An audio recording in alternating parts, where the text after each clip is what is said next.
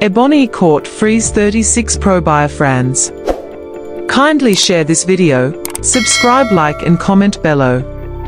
The lead counsel to the Indigenous People of Biafra, IPOB, Ifeanyi Ejiofor, on Friday said the Ebonyi State High Court, sitting in Abakaliki, has discharged 36 pro-Biafrans after 4 years in detention. He disclosed this to newsmen in Owerri while narrating the ordeal of trying to secure their freedom. But he was not happy that after they were discharged 3 consecutive times, Ejiofor said that they were again detained. Giving details of the matter, Ejiofor said, "Update on charge No.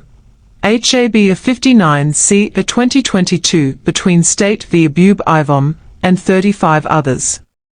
Recall that these 36 innocent Biafrans, who are all indigenes of Ebonyi State, who were arrested and detained since 2020, were initially charged before the High Court of Ebonyi State sitting in Abakaliki, with the offence of murder in charge No. HAB 29C of 2021, and upon the close conclusion of the prosecution's case, we filed a no-case submission, predicated upon the fact that the legions of the witnesses called by the prosecution in proof of the ludicrous charge were unable to prove the alleged case of murder. On the 27th day of September 2022, the court delivered a ruling on our application after taking the argument from counsel, and consequently upheld our no-case submission and accordingly discharged and acquitted the defendants. Rather than release the defendants who had been discharged and acquitted by the court, the prosecution proceeded to arraign them before the same court in charge No. HAB of 43C at 2022, on a 6-count charge, namely 1. Unlawful possession of firearms, 2. Robbery, 3. Unlawful association. Arson, 5. Conduct likely to cause a breach of peace, and 6. Carrying out warlike undertaking. Trial subsequently commenced on the second charge, HAB of 43C at 2022. The prosecution fielded a number of witnesses in proof of the second charge, and closed their case upon the conclusion of the evidence. Upon the close of the prosecution's case, we filed a no-case submission, again, and requested the court to discharge the defendants for the woeful failure of the prosecution to prove the frivolous allegations. On the 22nd of December, 2023, His Lordship delivered another landmark ruling on our no-case submission, after taking arguments from both counsels, and consequently discharged all the defendants, again. Very pertinent to observe that while the second charge was pending before the court, the prosecution yet again filed another charge before another court, in charge No.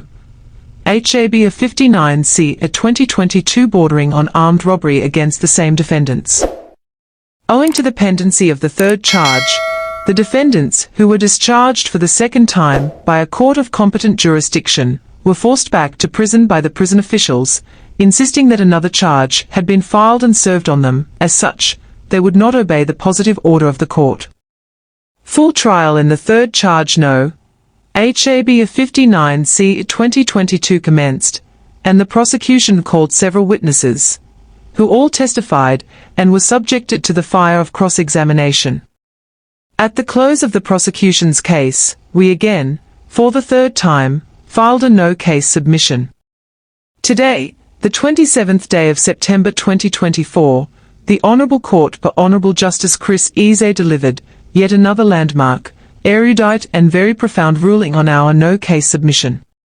His Lordship upheld our no-case submission and consequently discharged and acquitted these 36 innocent Biafrans who have been in custody since 2020. However, and unprecedentedly, the prison officials refused to allow these innocent Biafrans, who have been acquitted by the court for the third time, to go home, on the ground that there is another charge pending against them before the Ikwo High Court. It is very obvious and needs no gainsaying that someone somewhere does not want these innocent Biafrans to regain their freedom despite being repeatedly given clean bills of health by courts of competent jurisdiction. It simply connotes that the judicial process is being called in aid of gross violation of the rights of innocent Biafrans. May I most humbly at this juncture respectfully appeal to the Executive Governor of Ebonyi State, His Excellency Right Honourable Francis Ebonyi Ejiofor, whose administration inherited this case, prevailed on his Attorney General and Commissioner for Justice, to invoke the constitutional powers inherent in him, to put a stop to this obvious charade and mockery of judicial process, which is capable of portraying the state in a very bad light before the civilized world. It is disheartening to note that these innocent citizens, who are all indigenes of Ebonyi State, were arrested since 2020, and consequently detained on allegations of committing various offences, and more devastating to also state that during this period of incarceration, now proceeding to 4 years plus, they have on 3 consecutive occasions been effectively discharged and acquitted of all these unfounded allegations by Ebonyi State High Courts. Still, the state did not deem it proper to allow these innocent citizens, who have been punished enough for crimes they never committed, to go home. We are of the optimistic view that the requisite, but prompt intervention of His Excellency will resolve this seeming mockery of democratic institutions. In conclusion, may I personally extend my sincere and deep appreciation to my noble colleagues in chambers, the dexterity and hard work of Udoka Nwanku, Esquire, Chukwudin Wancho, Esquire, and other erudite colleagues who were always in court with me in ensuring that we secured justice for these 36 innocent Biafrans, he said. Share this video, like and subscribe, for more of our videos coming up.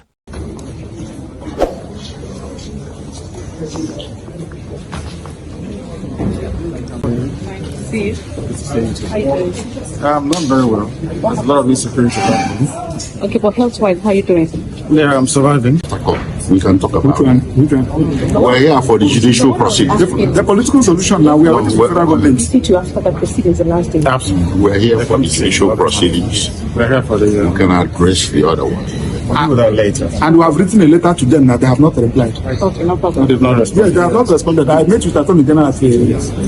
And mind you, the political solution was a solution actually suggested by the Supreme Court. Yeah. Then the judgment. And most of you journalists should take time to go through some of these judgments and then come to the rulings. Yes. Go through all the rulings and the judgments. You know we have no case to answer to. Very well. Thank you very much. Thank you. Thank you. Not very well, just survive. So, quick question. The last time we were in court, you talked about out-of-court settlement. You wouldn't mind. So, has there been any progress towards that regard in terms of... my lawyers are going to be very patient to actually tell you that. But you've been able to meet with them after that particular day? Have you dealt with this very issue? No. As to what she has asked earlier, just the interview is known that she's one of the senior judges at this court. And I have respect and love for her. She knows. What if this case comes back to her? Because she said no. This is not possible. This persecution of the Igbo people, this orchestrated, almost global persecution of the people stops with me. It cannot happen.